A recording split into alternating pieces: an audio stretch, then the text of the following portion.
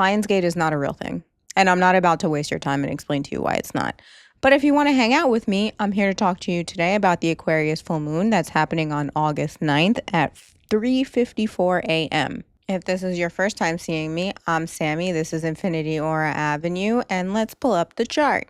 This is my handy dandy table. I've got the planets here in their formation for this full moon, where the sun sits in the sky across from the moon. The sun is in Leo, the moon is in Aquarius. As always, if you're watching this on TikTok, this is the full video. If you're watching this on Instagram, you need to, what are you doing? If you're watching this on YouTube, this is the full video. Instagram does not let me post more than 3 minutes on the reels. You guys are missing a lot of stuff if you are not joining me on another platform. With that said, let's get going. I've talked to you guys about aspects before and what they mean, and it's about how the planets look at each other in the sky, right? So the aspect of a full moon is that the sun is looking at the moon directly across the chart. One of the first things I noticed, here's the difficult thing about this table, is you guys can't really see the aspects, but I'm going to explain them to you anyway. Sometimes when you put them on the screen, there's a lot of lines and they're confusing, so bear with me. One of the first things I noticed about this full moon coming up is that the sun is aspecting the moon, but these two planets are not looking at any other planets. I mean, they're here and they're in the energy, but they're acting independently in this aspect, which doesn't happen often. A lot of times the moon is looking at another planet in some kind of aspect. The sun's looking at another planet in some kind of aspect. This is happening independently. So a lot of the times when I'm looking at the new moon or the full moon, I'm looking at the aspects from the other planets and how they can help or hurt the energy in your progression. Because that's what I like to do here. My readings are more about how we get to where we want to go using the astrology and the things we have. We're going to do the best we can with what we got. That's it. So while there's no energy necessarily challenging this full moon, there's also not a lot of energy supporting the full moon. So for better or for worse, this is what's going on. I want you to think about that in terms of emotions, because the full moon is the peak of an emotional cycle. So there's no energy that's helping or hurting these feels, right? The feels, they're a little bit detached in Aquarius. It's more like it's a mental way of processing feelings than instead of like a deep emotional feeling. But that doesn't mean that it's not there. But there's also really nothing that's helping you to process this. But on the other end, there's really nothing that's preventing you from processing it. So whether you think that that's a good thing or a bad thing, I want you to keep in mind that there are other aspects going on in the chart. These other planets are still in the game here, looking at each other and interacting. There's still energy going on. So what I want to do first is look at the aspects that are happening indirectly around this full moon. Once we understand those and we can work with those and quiet them down, then we can look a little bit deeper into what the full moon is actually doing. Because remember, this is the peak of the cycle that we started with the Leo new moon. So we have to process this, and then we have 2 weeks where this processing evolves a little bit. And then we end up in the next cycle, which is the Virgo new moon. So we're going to take the sun and the moon out of the equation right now. We're looking at the chart of the full moon. This is what the chart looks like for the full moon. But we're not going to look at that right away. That's going to be at the end. So other than the sun and the moon opposite each other on the chart, right? That's an opposition. That's what they're doing. They're opposite each other. And that's the aspect of the full moon. Other than that, there are 2 other oppositions on the chart. You've got Mars in Leo, opposite Neptune and Saturn in Aries, and you've also got Mercury retrograde opposite Pluto retrograde, Leo and Aquarius respectively. But we have some very interesting trines here, and if you've been following me for a little while, you know the trines are the aspects that come a little bit easier, that are easier to work with, and the planets are more willing to work together. And I really like the way that the trines, the easier, friendlier aspects, are supporting the oppositions, which are the harder aspects. And when I say harder, they're just harder to work with. But if you can work with them, just like most things in life, when you work with the hard things, you see the most benefits. So you want to lean into the trines that will support the harder aspects. I also want to note, we're going to go back to the sun and the moon. I lied to you. The sun and the moon are looking at each other across the chart, right? So this energy, Earth is here technically, right? So this energy is crossing this path right here through Earth, right? That's why it affects us so much. There are other oppositions that are also crossing the path of the sun and the moon opposition, right? They're all meeting in the middle right here. So even though the sun and the moon are not directly in some kind of aspect with these other planets, the energy is still meeting somewhere very intensely, especially for the oppositions. Sometimes for like the squares and stuff, not so much because they don't directly go through each other. I mean, the energy is still there. You'll feel it. But these are going to be the aspects that we're going to look at the most for this full moon. And it's not because they're aspecting this directly. It's because the energy is meeting through Earth all at the same time. And lucky for us, the other oppositions are supported by trines. Let's start with what I personally would consider the more difficult opposition, which is Mars in Libra opposite Saturn and Neptune in Aries. Why do I consider that the most difficult? None of these planets want to be in these signs. They don't love it. Mars is actually in detriment in Libra. But like anything in astrology, if you know how to work with the energy instead of against it, then you have more of a chance of effectively using this Mars because it's still doing his job. It just has to be done differently. Mars is less assertive here and more diplomatic. Usually Mars is the warrior and he likes to reach his goals alone and with brute force. And in Libra, he enjoys more, not that he enjoys it, but he gets more things done, as Mars wants to do, with cooperation from others. Not as assertive and a little bit more diplomatic. Now with Mars opposite Neptune, there can be a little confusion about what needs to be done and how to do it to reach your dreams and goals. And Neptune is retrograde. So like this vision of your dreams and goals, it's more of like a review. It's not as solid as you thought it was. Just like anything, you always have to go back and reconsider and relook at things no matter where you are in your life. And Neptune is kind of like reviewing these things right now. And you also want to keep in mind that Neptune rules deception. So there's also like not really a great big understanding of what you want and what these things look like just because the ideas are changing so much. And you've also got it opposite a Mars that's a little bit wishy-washy and they're pulling against each other. So it's like, I don't really know what I want. I don't really know what to do. Let's fight each other. And then Saturn is over here and they're like, but you need discipline to do it. But Saturn's also retrograde. So Saturn's like, I don't really even know what kind of discipline I need. I don't know what I want. I don't know what I need. And I don't know how to do it. But I had an idea at one point, and I'm just looking at it a little bit differently now. The good thing is that all these planets on both sides are in trines. They're in separate trines with other planets. Mars is in what we call a grand trine with Pluto and Uranus. So this would form a big triangle if you were looking at the aspects on the chart. They're all in air signs and they're all in the beginning degrees of their air signs. So this is also a new way of thinking, a new idea, a new way of doing things. Look at where the air signs fall in your chart. If you know what time you're born and you know your rising sign, check the houses and it'll give you a little bit more of an understanding. I'm going to read to you exactly what I wrote here because this is important.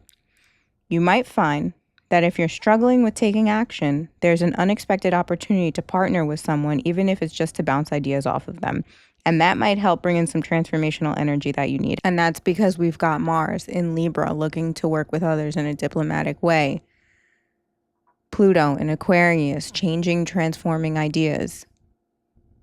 Uranus in Gemini, unexpected thoughts, ideas, and learning. And when you look at it that way, it supports this Mars and makes it a little bit stronger because that's the way Mars works best in Libra. So because you're strengthening Mars a little bit and it's opposite these planets, you are bringing the energy to this side of the chart.